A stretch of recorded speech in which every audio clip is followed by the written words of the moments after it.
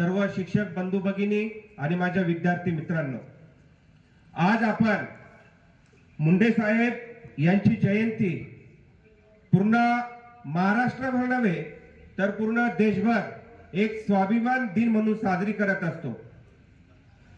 एक नेतृत्व कसं असावं, एक कर्तृत्व कसं असावं याचं एक जर उदाहरण या देशामध्ये जर बघायला मिळतं तर ते म्हणजे लोकनेते गोपीनाथरावजी मुंडे साहेब।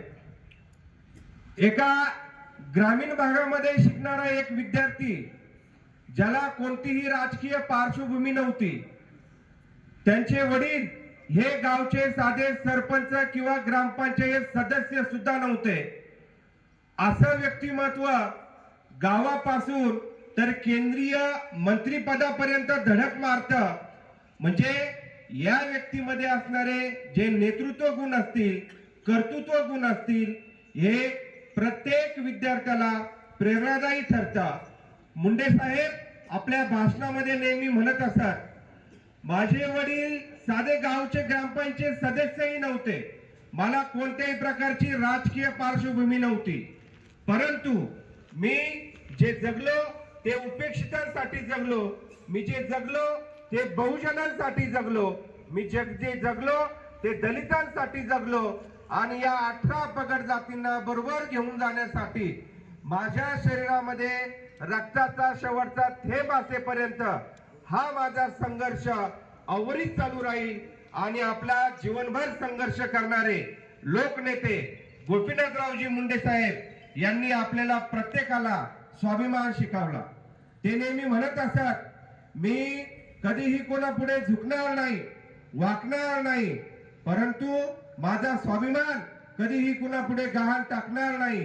प्रत्येकाला ताठ मानेने जगायला शिकवणारे लोकनेते गोपीनाथरावजी मुंडे साहेब हे ज्या वेळेस राजकारणामध्ये आले, राजकारणामध्ये येत असताना इंदिरा गांधींनी ज्यावेळेस आणीबाणी लावली, त्या आणीबाणीला विरोध करणारा एक युवा नेतृत्व रस्त्यावर उतरलं आणि त्यांना अटक होऊन त्यांना नाशिकच्या कारागृहामध्ये ठेवण्यात आलं आणि तिथून एक संघर्षाला सुरुवात झाली।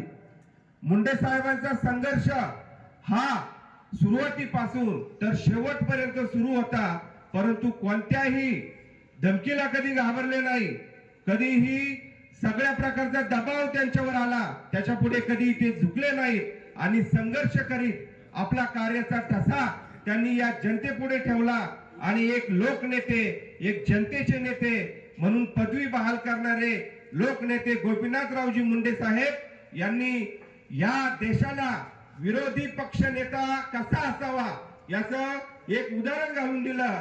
आणि मुंडे साहेबांचा जो काही विरोधी पक्ष नेते पदाचा काळ असेल 1992 ते 95 पर्यंतचा, तर या काळामध्ये महायुतीची सत्ता आणण्यामध्ये गोपीनाथरावजी मुंडे साहेब यांचा महत्वाचा वाटा होता।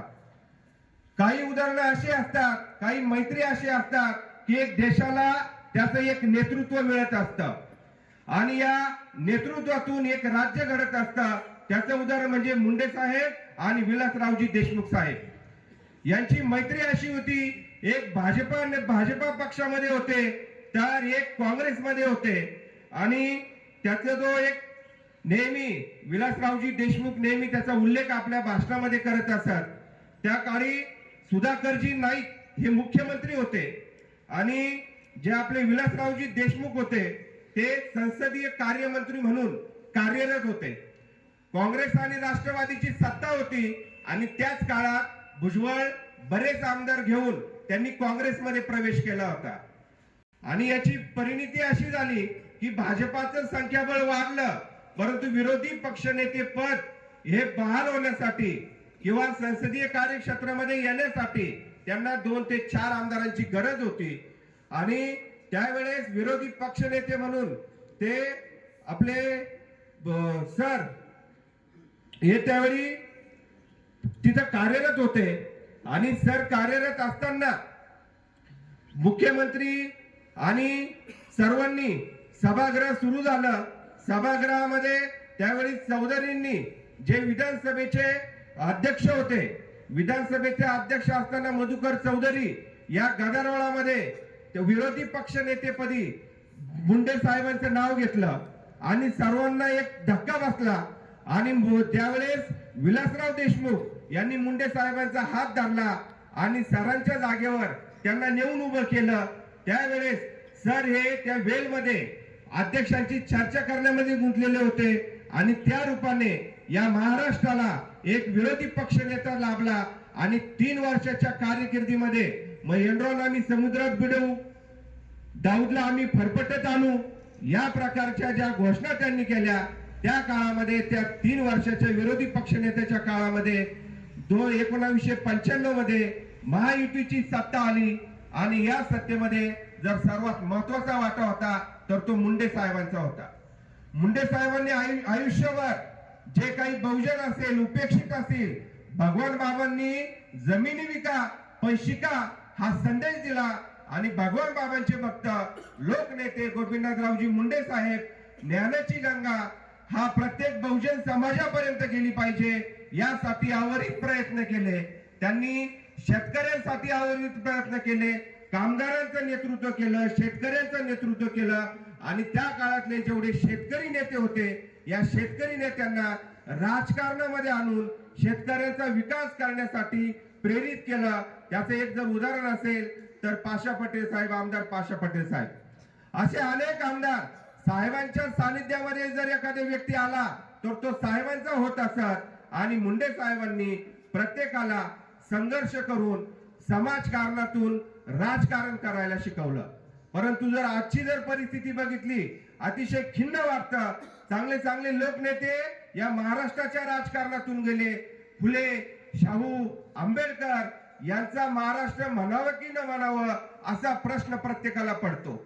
हिंगोली जिल्ह्यामध्ये एका तालुक्यामध्ये मुंडे साहेबांचं गाणं वाजलं म्हणून त्या गावामध्ये 2 जातींमध्ये वाद निर्माण झाला, परंतु मुंडे साहेबांनी या राज्यामध्ये मराठा समाजाला आरक्षण मिळावं ही पहिली घोषणारा एकच माणसाला आला होता, ते म्हणजे मुंडे साहेब। याचा विचार मात्र अनेक जणांना पडलेला आहे। गावामध्ये जो काही समाज असेल, 18 पगड जाती असेल, या 18 पगड जातींमध्ये गावात एक राहिलेलं नाही ही खिन्नता या महाराष्ट्राच्या राजकारणामध्ये वाटते आणि यामध्ये जर मुंडे साहेब असते तर आजचं चित्र मात्र निश्चितच वेगळं असतं। शेतकऱ्यांचे हाल झाले नसते, शेतकऱ्यांच्या मालाला भाव मिळाला असता आणि जे काही विस्कटलेलापणा या राजकारणाचा होता तो मुंडे साहेबांनी कधीच महाराष्ट्रामध्ये येऊ दिला नसता, हे मात्र मी ठामपणे सांगू इच्छितो। असा लोकनेता होणे नाही। मी मुंडे साहेबांना त्यांच्या जयंतीनिमित्त आमच्या संस्थेच्या वतीने, आमच्या शाळेच्या वतीने विनम्र अभिवादन करतो आणि माझे 2 शब्द संपवतो। जय हिंद।